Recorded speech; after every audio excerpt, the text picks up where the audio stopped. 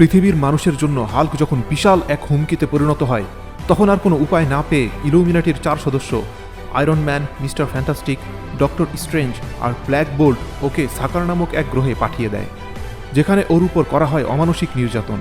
তারপরেও হাল্কের জীবনে আসে প্রেম, খোঁজ পায় সে ভালোবাসার।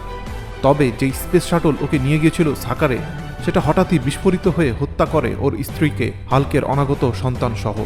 প্রচণ্ড রাগে উন্মাদ হাল্ক পৃথিবীর দিকে রওনা দেয় প্রতিশোধের আগুনে জ্বলে পুড়ে।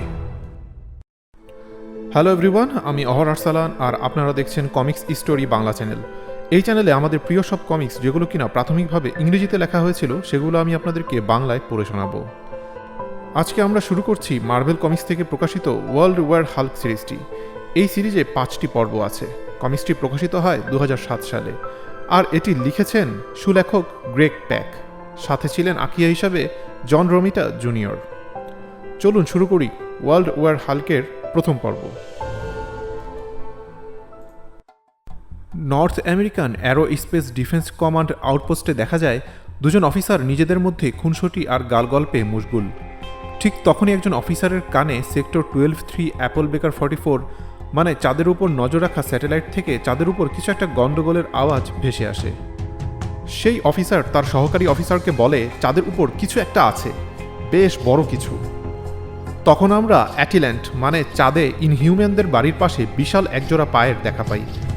বোঝা যায় হাল্ক পৌঁছে গেছে সেখানে। ব্ল্যাক বোল্ট আর মেডিউসাও দাঁড়িয়েছিল ওই জায়গায়। মেডিউসা হাল্ককে বলে, রণসাজে তুমি আমাদের বাড়িতে এসে যুদ্ধের আহ্বান করছো, কিন্তু আমাদের রাজার কাছে এর আগে তুমি হেরে গিয়েছিলে, তাই তুমি ওর সাথে লড়াই করে কখনোই পারবে না। ব্ল্যাক বোল্টের মাস্টার ব্লো তোমার হাড়গোড় গুঁড়ো করে দিবে, এমনকি ওর একটা হালকা ফুতেই তোমার শরীর ভেঙে চুরে সূর্যের উপর গিয়ে পড়বে।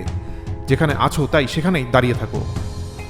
কিন্তু হঠাৎই হাল্ক রাগে উন্মাদ হয়ে ব্ল্যাক বোল্টের দুহাত শক্ত করে চেপে ধরে।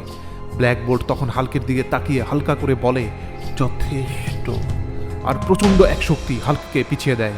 হাল্ক নিজের সর্বোচ্চ চেষ্টা করে ওই শক্তি রুখে দিতে, কিন্তু কোনো লাভ হয় না। দূরে গিয়ে ছিটকে পড়ে ও।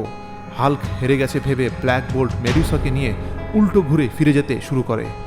তখনই পিছন থেকে বাজখাই গলায় খেকিয়ে উঠে হাল্ক, আমি এখানে তোমার ফিসফিসানি শুনতে আসিনি, আমি এসেছি তোমার চিৎকার শুনতে। ব্ল্যাক বোল্ট পিছনে ঘুরে দেখে পাগলাটে হাল্ক তার দিকে রাগে উন্মাদ হয়ে ছুটে আসছে। আউটপোস্টে ওদিকে সিগন্যাল আরও জোরালো হয়ে বেজে উঠেছে। সেই অফিসার তার সহকারীকে বলে, তোমাকে বললাম না নিশ্চয়ই কোনো একটা গন্ডগোল হয়েছে।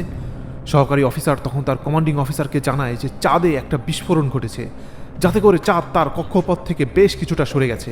কিন্তু ঠিক ওই সময়ে তারা সেই সিগন্যাল হারিয়ে ফেলে।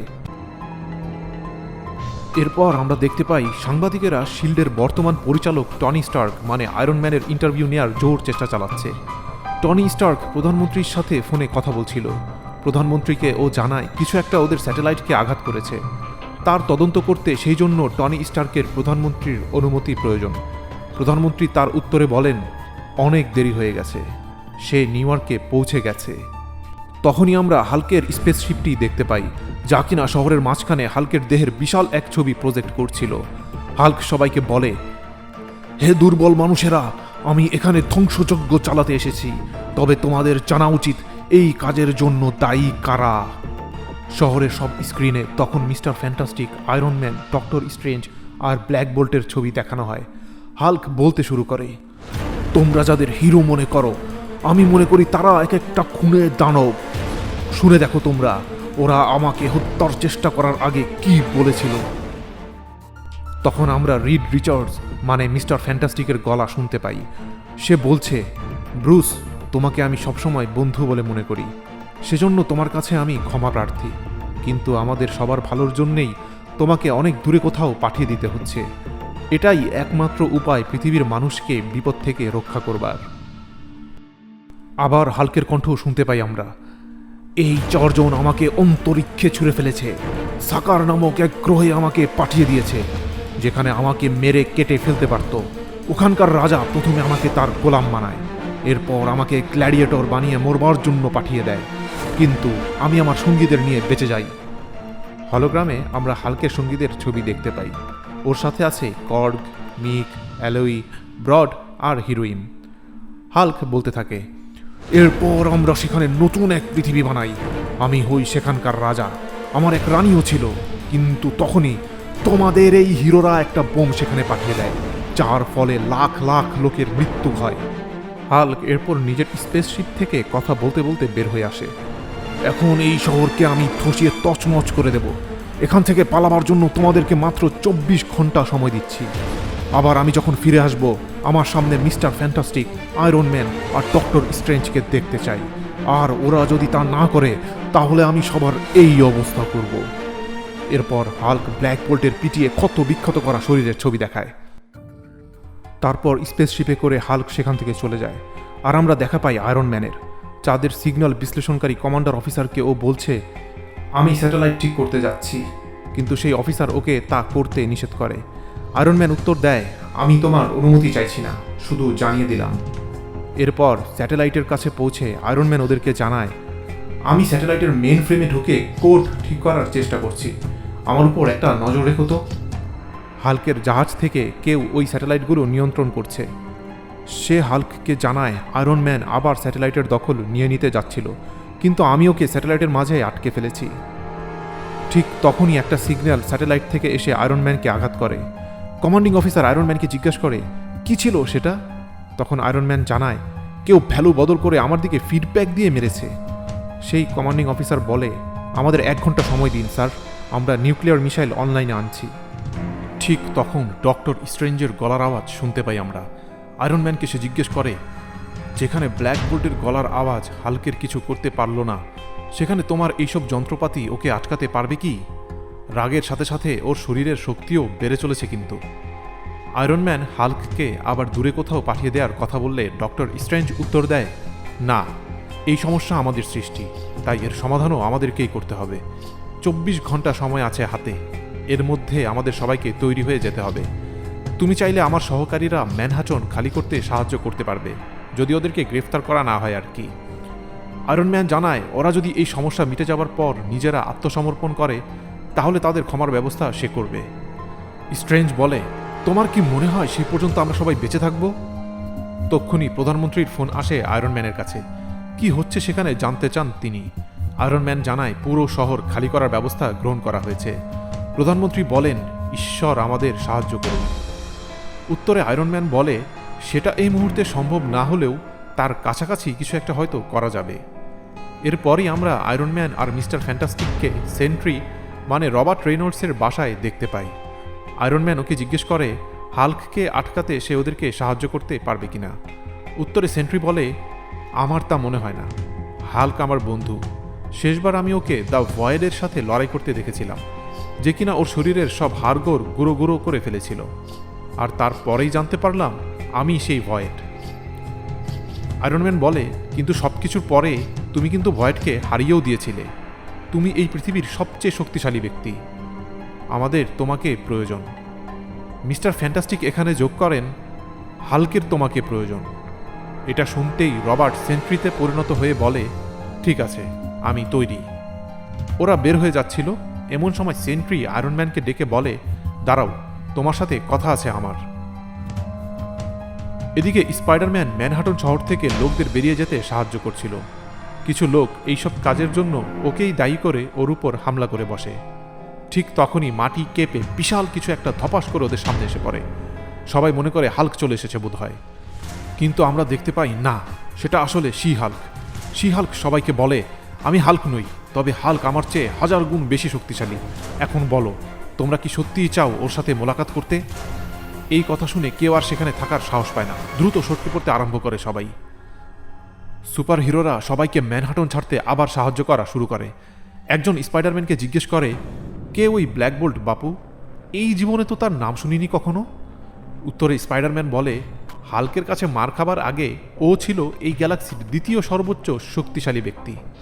ঠিক তখনই সবাই একটা আলো রেখা দেখতে পায় আকাশে।